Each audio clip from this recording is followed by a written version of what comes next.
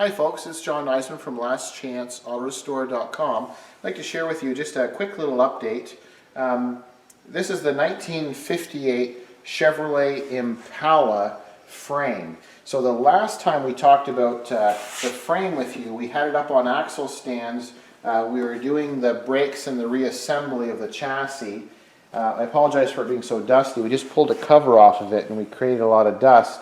You'll see in the back with the suspension we have the leaf springs and the new shocks are on and the brake lines are done. So we've put it all on, back on its four wheels. So our next step, we were sharing with you the work we were doing on the engine. We were waiting for the oil pan. It was on back order for a while and it finally arrived, and I think that a lovely camera person can come around this way and we can show the new oil pan, and it's all painted and looks quite nice. So the little bit of a trick here, and it's just share some information with you too.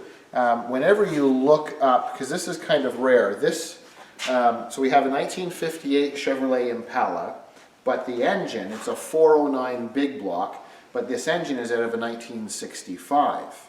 Now whenever you look up oil pans, or when you want to try to put something like a 409 in a car that didn't come with a 409, there's some things that are different that you really need to think about. And one of the things that we had to do research on was the oil pan. When you look the listing up for a 409 big block engine, they'll have up to 1964, and then there's a different oil pan from 1965 and newer. So it was a little bit confusing because normally we buy the components for the engine. So we have the run numbers and the production dates for the engine, and we did all that research, so we knew we had a 1965. However, there is a frame and steering change that they did in the Chevy Impala. So this being a 1958 car, we actually have to order the correct pan, which is up to 1964, because in this case the pan has to clear the modified or changed frame. So it's one of probably the only times that you'll change a component and not go by the year of the engine. So just to clarify that, kind of a neat little tip about oil pans and 409s and Impalas. So now that we have the oil pan on and the new gaskets, we have the new timing chain and sprockets coming, because we're going to do the double chain. We tried to change this chain, and there still is a little bit more play than we'd like to have. This is supposed to be the chain that comes with it, but we did some research.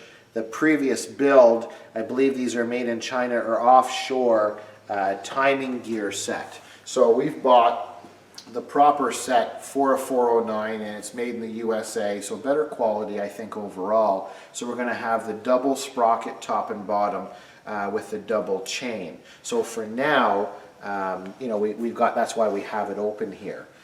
We've done quite a bit of work on the heads, as I mentioned in the other video, where the push rods come out. There wasn't enough clearance, and somebody tried to modify them a little bit. We had some metal filing. So now that that stuff is all going to be taken care of, we'll slowly start setting. You'll see on this side, the passenger side, you can see that we have the new head gasket here. So we've set this head on, and this head, you can see we have the head bolts, and it's very, very important in my opinion. Like you can see through here, I think the camera can pick it up. So you can see we have the Felpro, it's their top of the line head gasket. So we want to make sure that we have the best gasket that we can buy for the application. We really like to paint things separately. We generally don't like to have the whole engine assembled and then paint it. We like to show the detail of having the head gasket not painted, and then we have the ARP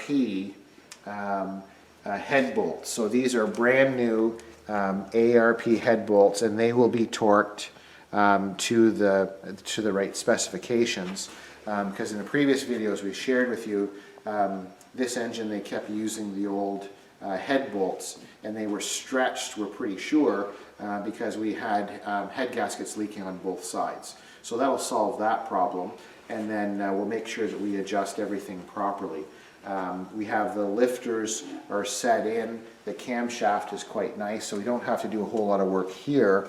And then in the previous video we shared with you where we have the intake painted, and it's all cleaned and ready. So we're making lots of progress here. So just wanted to basically set the 409 engine into the frame now that we have the oil pan on, and then in the next couple of days as we get more progress on it, what we'll do is we shared in a previous video the 4-speed manual transmission, which has been all detailed and painted. It'll be mated to the 409 engine.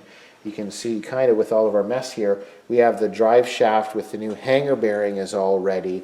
So then we'll install the drive shaft, we'll install the 4-speed manual transmission to the back of the 409 as we continue to do the progress. So coming along really nicely, and the body on this 58 Impala is coming along well too. So just a short little update. This is the 58 Chevrolet Impala, and I'm John, and I thank you for watching from lastchanceautorestore.com.